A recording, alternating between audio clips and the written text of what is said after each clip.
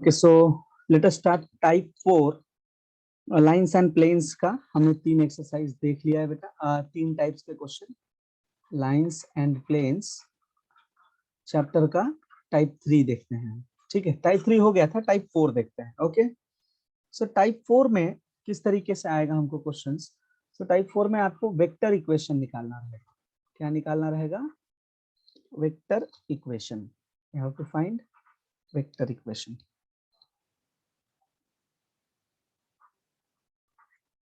Find vector equation.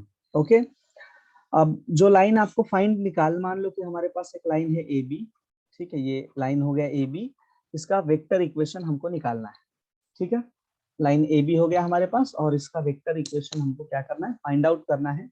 ये line मान लो कि पॉइंट सी से पास हो रहा है, जिसके कोऑर्डिनेट्स x1, y1 और z1 हमारे पास गिवन है। ओके, एक पॉइंट गिवन है जहां से ये लाइन पास हो रहा है, एंड ये लाइन किसी और लाइन के साथ परपेंडिकुलर है, वो गिवन रहेगा। ठीक है, मान लो कि हमारे पास एक लाइन हो गया 3i + 4j + 5k, इसके साथ कैसा है? परपेंडिकुलर है। ये लाइन जो है इसके साथ परपेंडिकुलर है, and this line is also perpendicular to let's say 5i - 4j + 7k।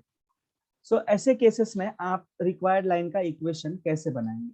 देखो ध्यान से, जो रिक्वायर्ड लाइन है जिसका वेक्टर इक्वेशन फाइंड करना है, उसका एक पॉइंट गिवन है कि लाइन कहां से पास हो रहा है। हमारा लाइन जहां से भी पास हो रहा है उसका एक पॉइंट हमारे पास गिवन है। लेट्स से पॉइंट सी हमारे पास दिया हुआ है। ठीक है, पॉइंट सी हमारे पास दिया हुआ है x1, y1, z1, और ये जो पॉइंट, ये जो लाइन है ए बी, इसका वेक्टर इक्वेशन हमको फाइंड करना है, और ये लाइन जो है इन दोनों लाइंस के साथ कैसा है? परपेंडिकुलर। तो आप कैसे करोगे इसको? किस तरीके से इसका रिक्वायर्ड लाइन निकालोगे? ठीक है, रिक्वायर्ड वेक्टर इक्वेशन कैसे निकालोगे? तो मान लो कि पहले लाइन को मैं b1 मान लेता हूं और दूसरे लाइन को क्या मान लेता हूं? b2 मान लेता हूं। ओके, सो अब एक कंसेप्ट याद रखना आप लोग कि अगर ये जो रिक्वायर्ड लाइन है ए बी, अगर ये लाइन b1 और b2 के साथ परपेंडिकुलर है, इफ लाइन ए बी, अगर लाइन ए बी कैसा है? If line A B is perpendicular to lines b1 and b2, then अगर ये दोनों परपेंडिकुलर है तो ऐसे केस में आप क्या बोल सकते हो बेटा कि जो लाइन ए बी है, A B will be parallel to, A B will be parallel to b1 cross b2। Okay, ये कंसेप्ट आपको ध्यान में रखना है कि अगर हमारा रिक्वायर्ड लाइन ये दो लाइंस के साथ कैसा है? परपेंडिकुलर है, तो जो इन दोनों का क्रॉस प्रोडक्ट आएगा b1 क्रॉस b2, तो इन दोनों के क्रॉस प्रोडक्ट के साथ क्या रहेगा? ये पैरेलल रहेगा। यहाँ से जो लाइन आएगा, यहाँ से जो नया लाइन आएगा b1 क्रॉस b2 का, वो लाइन के साथ हमारा रिक्वायर्ड लाइन कैसा रहेगा? पैरेलल रहेगा। तो अब हमारे पास एक पॉइंट गिवन है ऑलरेडी और एक पैरेलल लाइन आ जाएगा। मान लो b1 क्रॉस b2 को b मान लो, तो हमारा रिक्वायर्ड लाइन क्या हो जाएगा? r vector will be equal to a vector plus lambda into b vector. हाँ, हालांकि यहाँ पे प्रीवियस क्वेश्चंस में b वेक्टर आपके पास डायरेक्ट गिवन रहता था, अब हमारे पास b वेक्टर गिवन नहीं रहेगा, दो परपेंडिकुलर वेक्टर्स गिवन रहेंगे और इनके क्रॉस प्रोडक्ट से हमको क्या निकालना रहेगा? b वेक्टर निकालना रहेगा। एक क्वेश्चन सॉल्व करके समझाता हूँ बेटा, आपका कंसेप्ट और ज्यादा क्लियर होगा। एक पर्टिकुलर क्वेश्चन लेते हैं हम। मान लो हमारे पास एक क्वेश्चन है, ठीक है, एक छोटा सा क्वेश्चन लेते हैं। हमको क्या निकालना है बेटा? To find the vector equation. इनसे कहा गया है find the vector equation, find the vector equation of a line. किसी लाइन का वेक्टर इक्वेशन निकालना है which is having position vectors. कभी पॉइंट दिया रहता है, कभी पोजीशन वेक्टर डायरेक्ट दिया रहेगा। Having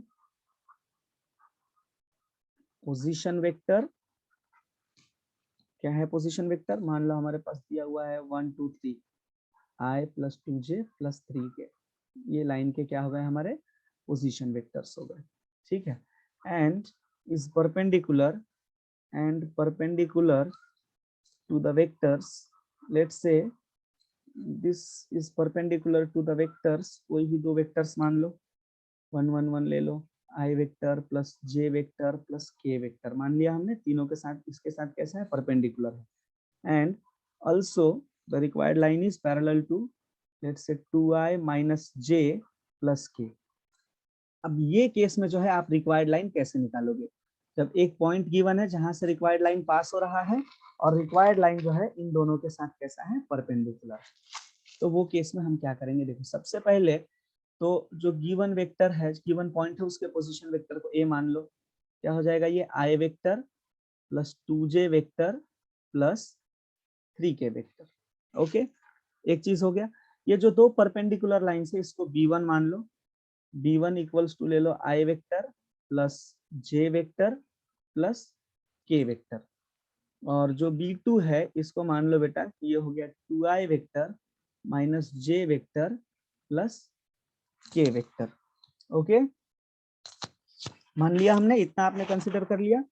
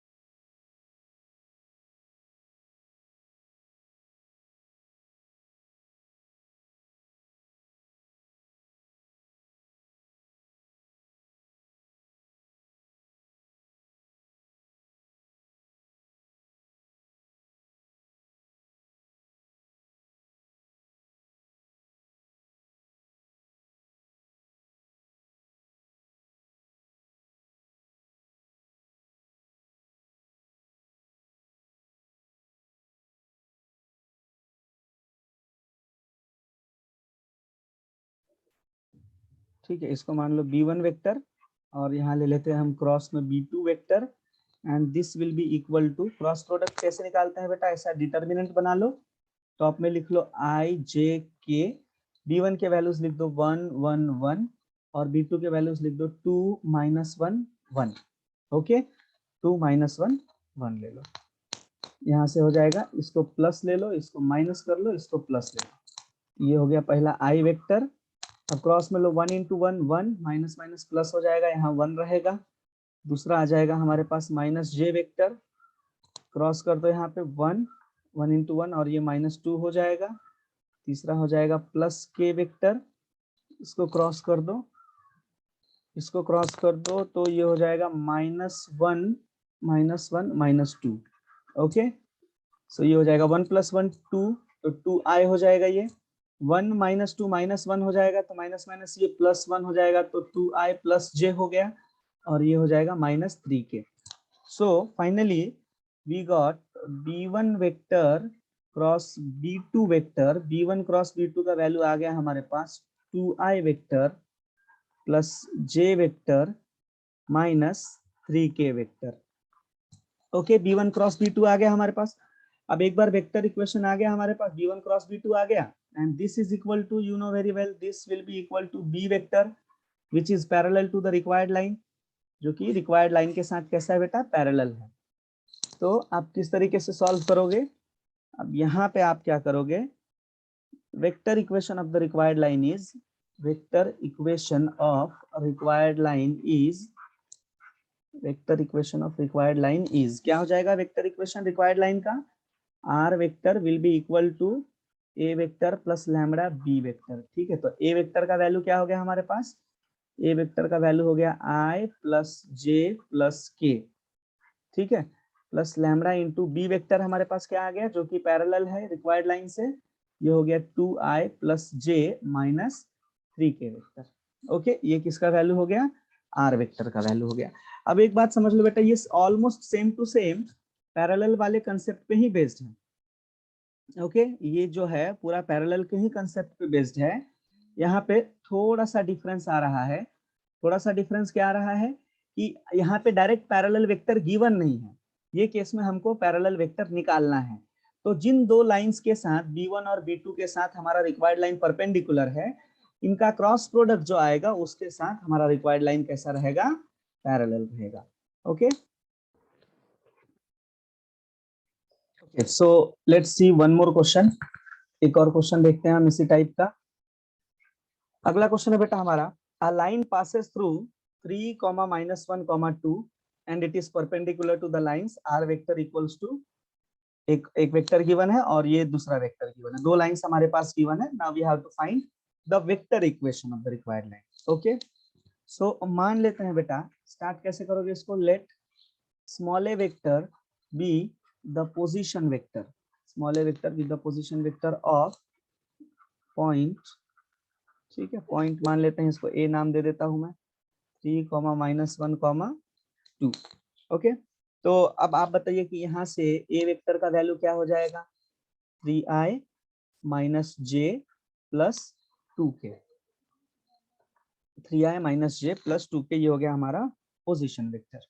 okay, now here the given lines are, दो लाइंस हमारे पास गिवन है, दो लाइंस हमारे पास गिवन है।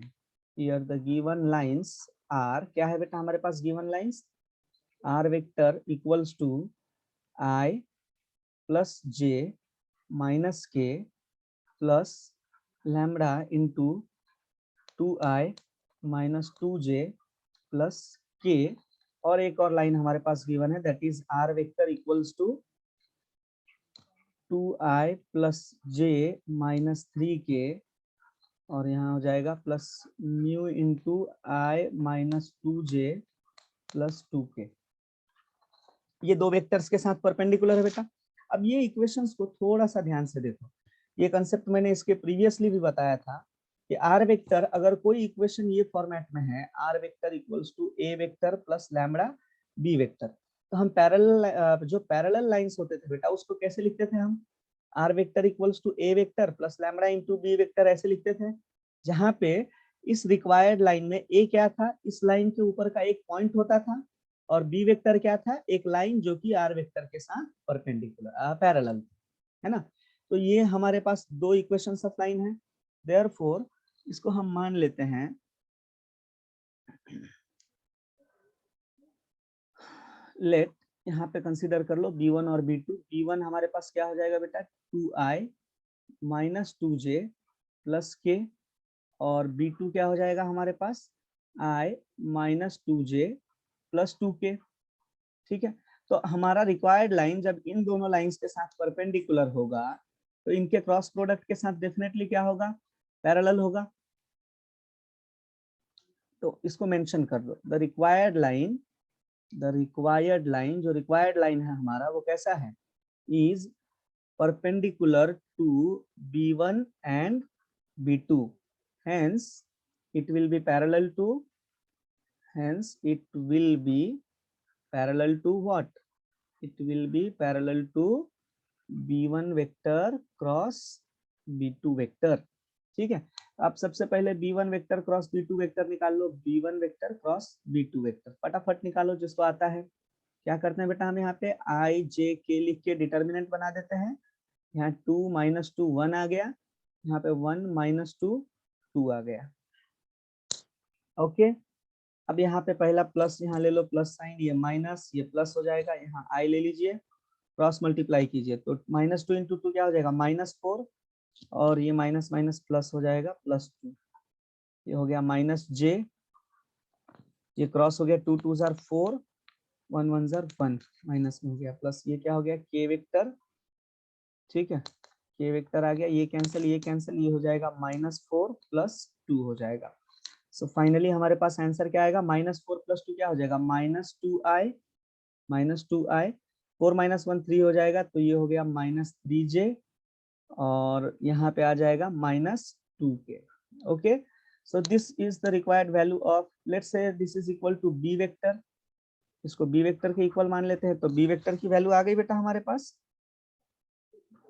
-2 -3 -2k। तो अब हम फाइनली क्या लिखेंगे, vector equation of required line. therefore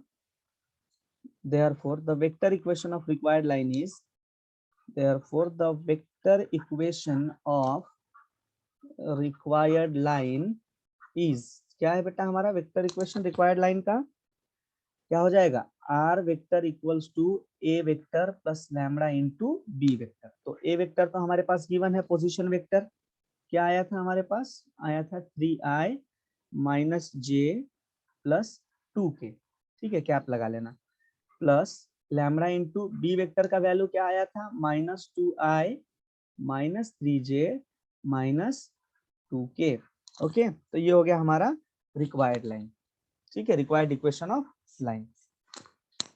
तो सिंपल सा क्वेश्चन है बेटा, अगर आपको डायरेक्टली इक्वेशन दिया हुआ है परपेंडिकुलर तो भी ठीक है, और ऐसा अगर कंबाइंड फॉर्म में दिया हुआ है तो भी आपको कंसेप्ट मैंने प्रीवियस क्वेश्चंस में भी बताया है, प्रीवियस टाइप्स में, कि ये इक्वेशन होता है लाइन का, ठीक है, ये दोनों ए वाले जो वैल्यूज है ये पॉइंट्स होते हैं। Okay, so hope you guys understood this question, make a note of it, इसको नोट डाउन कर लो, और हम देखते हैं ये टाइप का एक लास्ट क्वेश्चन और बहुत ही इंटरेस्टिंग क्वेश्चन।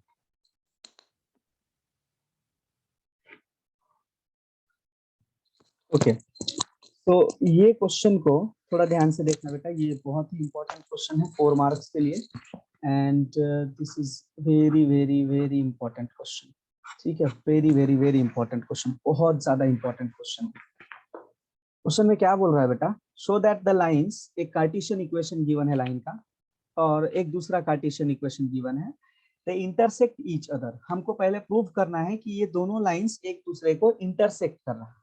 ओके, एंड फिर हमको फाइंड करना है वो कोऑर्डिनेट्स को जिस पॉइंट पे इनका इंटरसेक्शन हो रहा है। ओके, तो आप मान लो कि ये हमारा अगर कोऑर्डिनेट एक्सिस है, ठीक है, ये अगर कोऑर्डिनेट एक्सिस है, मान लो ये पहला लाइन है, ये दूसरा लाइन हो गया, दो लाइंस के कार्टेशियन इक्वेशन गिवन है हमारे पास, ठीक है, तो अगर ये दोनों पॉइंट्स इंटरसेक्ट करेंगे तो कुछ ना कुछ इनका पॉइंट ऑफ इंटरसेक्शन आएगा, वही पॉइंट ऑफ इंटरसेक्शन हमको क्या करना है, फाइंड करना है। तो कैसे करोगे, देखो इसका तरीका होता है, इस सिस्टम को फॉलो करो, सेम तरीके से, क्वेश्चन इजी है, थोड़ा सा लेंदी है, तो कंसंट्रेशन से देखना। आप क्या करोगे, पहले लाइन का एक वेरिएबल पॉइंट ले लो और दूसरे लाइन के लिए एक वेरिएबल पॉइंट ले लो, ठीक है, तो कैसे लोगे, लेट, मान लेते हैं, let the variable point, let the variable point, let the variable point of the line, कौन सा line, x plus 1 divide by -10 equals to y plus 3 divide by -1 is equal to z minus 4 divide by 1 is equal to mu, ठीक है, चाहे lambda ले लो, lambda mu आप जो भी चाहे ले सकते हो, ए और बी, लैम्बडा और म्यू स्टैंडर्ड नोटेशंस होता है, but it doesn't make difference, आप अपने तरीके से कर सकते हो, ठीक है। अब यहाँ से आपको क्या करना है बेटा, x की वैल्यू निकालना है, y की वैल्यू निकालना है और z की वैल्यू निकालना है, तीनों वापस में इक्वल है, सो कुछ ना कुछ तो वैल्यू आएगा ना, x प्लस 1/10 का, y प्लस 3/-1 का, इन तीनों का, सो लेट अस से कि ये एक वेरिएबल लैम्बडा के इक्वल है, so therefore can I write this, x plus 1 divide by -10 is equal to lambda, तो अगर ये पहला वाला टर्म लैम्बडा के इक्वल है तो दूसरा वाला भी होगा, y plus 3 divided by -1 will also be equal to lambda, and z minus 4 divided by 1 will also be equal to lambda। यहाँ से सॉल्व करो, ये क्या हो जाएगा, x plus 1 equals to -10 into lambda -10 lambda। Okay, तो x का value क्या आ जाएगा बेटा, यहाँ से -10 lambda -1, यहाँ से y की वैल्यू निकाल लो, so y plus 3 will be equal to -1 into lambda will be equal to minus lambda, तो y का वैल्यू क्या आ जाएगा बेटा, यहाँ पे माइनस लैम्बडा -3, यहाँ से z का वैल्यू निकालो, 1 इंटू लैम्बडा तो लैम्बडा ही होगा, तो z minus 4 will be equal to lambda, so z will become equal to lambda plus 4। तो पहले इक्वेशन को हमने एक वेरिएबल से क्या किया, इक्वेट किया, और इक्वेट करके हमने x y z का वैल्यू निकाल लिया। ओके, सिमिलरली हम यही काम करेंगे दूसरे इक्वेशन के साथ, ठीक है, तो दूसरे इक्वेशन के लिए हम वेरिएबल पॉइंट लेके x y और z की वैल्यू निकाल लेते हैं, ठीक है, so let the variable point of second equation is, क्या मान लेते हैं बेटा, सेकेंड इक्वेशन क्या था हमारा, x plus 10 divide bye -1 equals to y plus 3 divided by minus 1 and this is equal to z minus 1 divided by 4।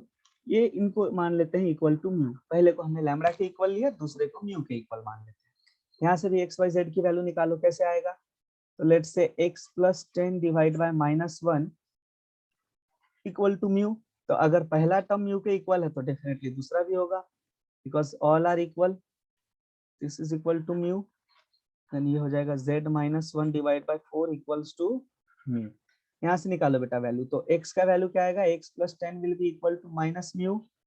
यहाँ से हो जाएगा y plus 3 equals to minus mu, और यहाँ से हो जाएगा z minus 1 equals to 4 mu.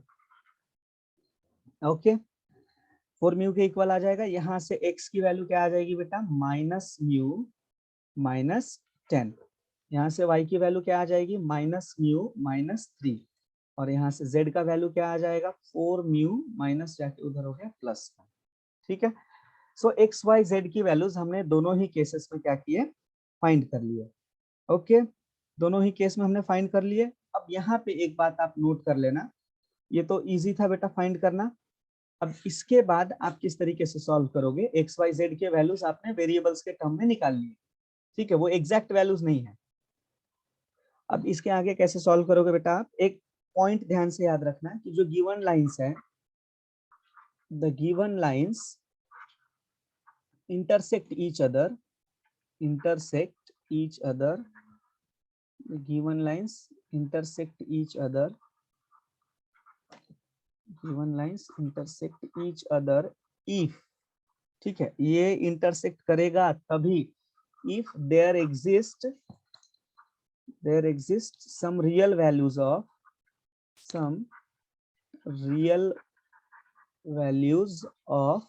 lambda and mu। अगर लैम्बडा और म्यू के कुछ रियल वैल्यूज एग्जिस्ट करते हैं तो ही हम क्या बोल सकते हैं कि ये दोनों लाइंस इंटरसेक्ट कर रहा है। तो अभी हम सॉल्व करेंगे और लैम्बडा और म्यू का वैल्यू निकालने की कोशिश करेंगे। तो x के तो दो वैल्यूज है बेटा, आप एक बात देखो क्वेश्चन में, x के हमने दो वैल्यूज निकाले हैं दो इक्वेशन से। एक बार x का वैल्यू आया है माइनस म्यू माइनस 10, और यहाँ पे x का वैल्यू क्या आया था?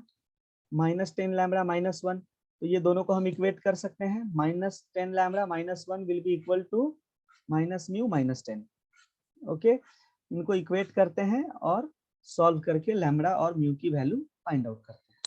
ठीक है, तो जब इक्वेट करेंगे तो क्या मिलेगा बेटा हमारे पास? पहला हो गया था minus 10 lambda minus 1, this should be equal to, किसके इक्वल आएगा बेटा ये? पहला इक्वेशन ये बी वाला क्या था? बी का इक्वेशन है हमारे पास माइनस म्यू माइनस 10। क्या है? Minus mu minus 10। This will be equal to minus mu minus 10। Equation बनाओ बेटा, कैसे बनेगा? माइनस म्यू लेफ्ट में आया तो क्या हो जाएगा? ये प्लस म्यू माइनस 10 लैम्बडा, और ये माइनस 1 उधर गया तो प्लस 1 हो जाएगा, माइनस 10 प्लस 1। सो इक्वेशन क्या बना? Mu minus 10 lambda equals to minus 9। इसको दे दो इक्वेशन नंबर 1। ठीक है, और सिमिलरली अब हम y को इक्वेट करेंगे। तो y को इक्वेट करोगे तो क्या आएगा बेटा? y के टर्म्स में था माइनस लैम्बडा माइनस 3 आया था, and this will be equal to minus 3 mu minus 1। Okay, y की वैल्यू एक लैम्बडा के टर्म्स में ये आया है और म्यू के टर्म्स में ये आया है। ठीक है, अब दोनों को इक्वेट करो तो बेटा क्या आता है? देखो ध्यान से, यहाँ से 3 म्यू को लेफ्ट हैंड साइड में ला लो तो ये हो जाएगा plus 3 mu minus lambda, and this will be equal to minus 1 plus 3। Okay, ये क्या हो जाएगा? 3 mu minus lambda equals to 2। This is equation number 2। Similarly आप z को भी इक्वेट करके एक इक्वेशन ला सकते हो, लेकिन उसकी कोई जरूरत पड़ेगी नहीं। ठीक है, आप ऐसे कैजुअली इसको नॉर्मली सॉल्व कर सकते हो। आप जरूरी नहीं है कि आप फोर्थ की इक्वेशन निकालो, जबरदस्ती से निकालने वाला काम नहीं है। ठीक है, तो अब कैसा होगा? ये दोनों को सॉल्व करके हम क्या कर सकते हैं? म्यू और लैम्बडा का वैल्यू निकाल सकते हैं बेटा।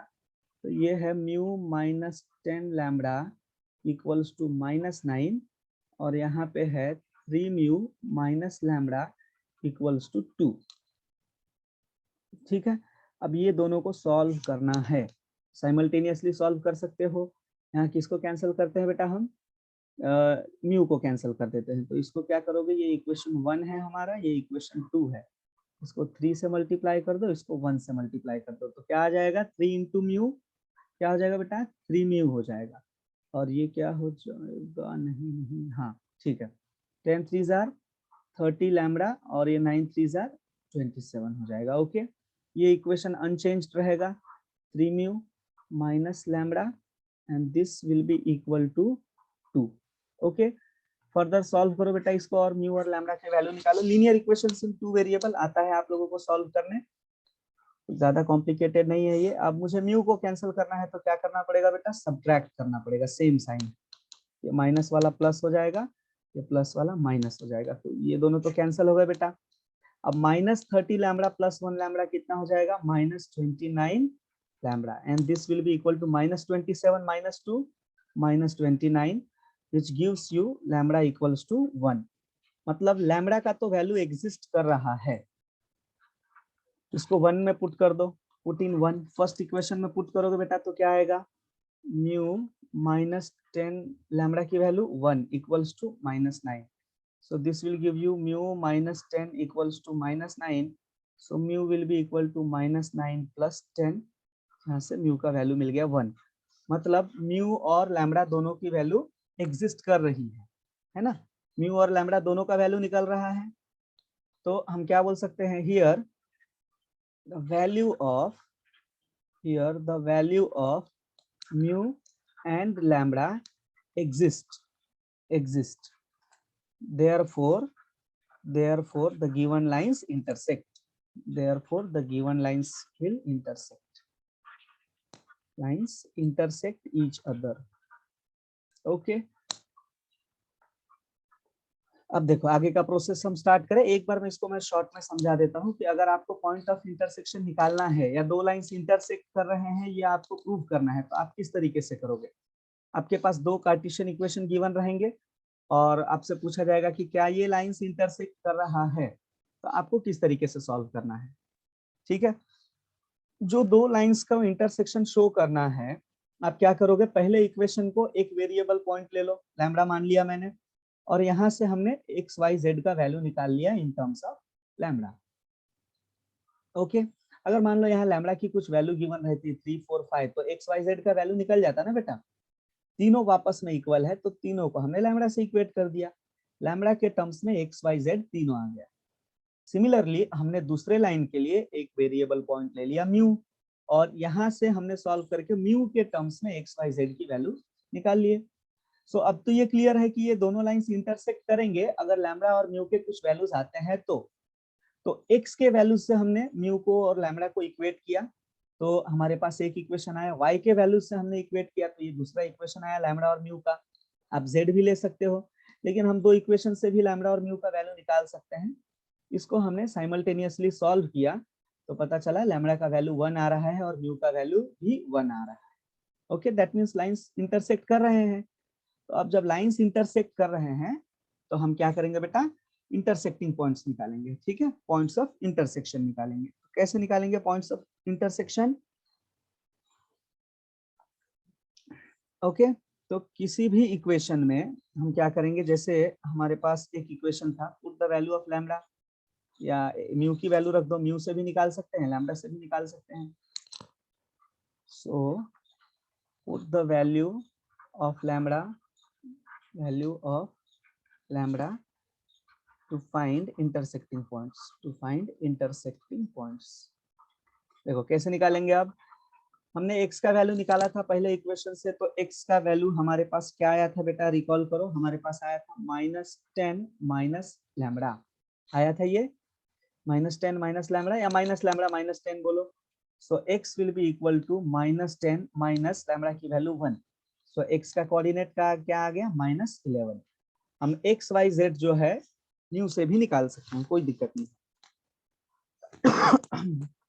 ओके, अब y निकालो, तो y कैसे निकालेंगे, y का इक्वेशन क्या आया था लैम्बडा के टर्म्स में, माइनस लैम्बडा -3।